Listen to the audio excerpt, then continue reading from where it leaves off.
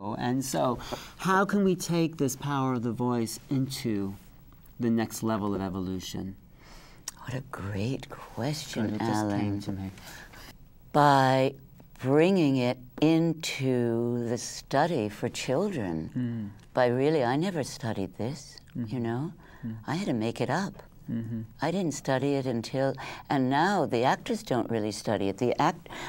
Many of the actors that I work with, you have to sort of move them into it. But if you hear the young actors today, most of them aren't working on their voice and diction as they used to. And I think to train children with their voice and with language and with power, the children are learning more languages. They definitely are being taught more languages, but they're not being taught the power of the language.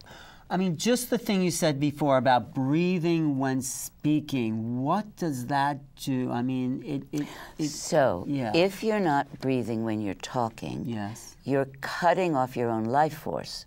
And so the words become very hollow.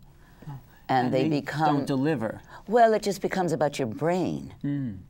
But people aren't getting it because we're not extending our breath towards them. Right. We're not extending our breath towards them, but we're not extending who we are to them. When you breathe in, you take in the world. When you breathe out, you give yourself out. And if you breathe out through your voice and language, you're really giving yourself to the world. Otherwise, it's very mental. It stays here and here. Well, you've talked about the great actors who have done this. I mean, like Richard Burton you love. Now, why do you love Richard Burton, or did love him? I heard him when I was very young. And I think he was one of the people that woke me up to myself. He just had a connection to that amazing voice and language that at the time, it wasn't just the British. You know, many British actors were studying, right? Right. Laurence Olivier, John Gielgud, those classic actors. They were studying, and they had beautiful voices, but he was embodying it in a different way. And Philip Burton, his mentor, whose name he took, was teaching him some secrets. Oh, really?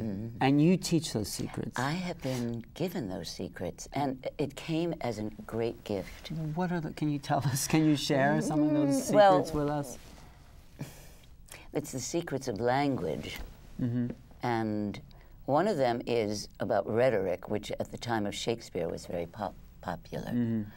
But it's what words in every line really give the meaning of the line. The key words. The key words for the meaning of the line. It's so important. And most people just emphasize the words that sound or feel good to them. Right. They're not thinking about it really traveling to their audience. And that was something that Burton did that was so special. Because to me, the bottom line is beauty, power, and eloquence. Mean what you say what you mean in the most eloquent way you can. And it will have the most powerful effect. Absolutely. And it will pull people in.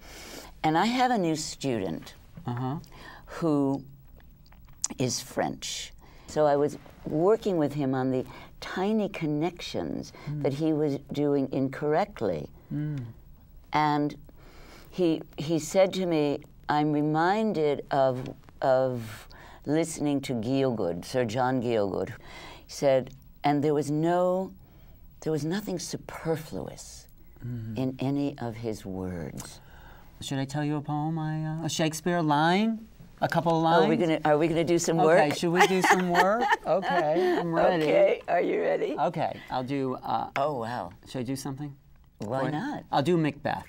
Oh, all right. I mean, just that line from Macbeth, those couple of lines. Which line? Okay. Tomorrow and tomorrow and tomorrow creeps in its petty pace from day to day to the last syllables of recorded time. tomorrow and tomorrow and tomorrow. Right. First line. Right. So what do we do with that? How do we make the tomorrows different? Okay. And what is the vowel that's important? Tomorrow and tomorrow and tomorrow. Do you feel how that I like how you did that. Do you feel how that it's just endless, right? Because of the way that ah sound gets really long and drudgery. The drudgery starts, right? Beautiful. So we have to move. So it's always about moving out also for every line. You've got to move the line to the audience. You can't keep it here. Tomorrow and tomorrow and tomorrow. Right. It's got to move out. That is brilliant. You're a great analyzer of speech as well. Well, I've been doing this a long time, and I studied it, and I heard something very young. Yeah. I heard something very young. What? I don't know. I can't name it. You heard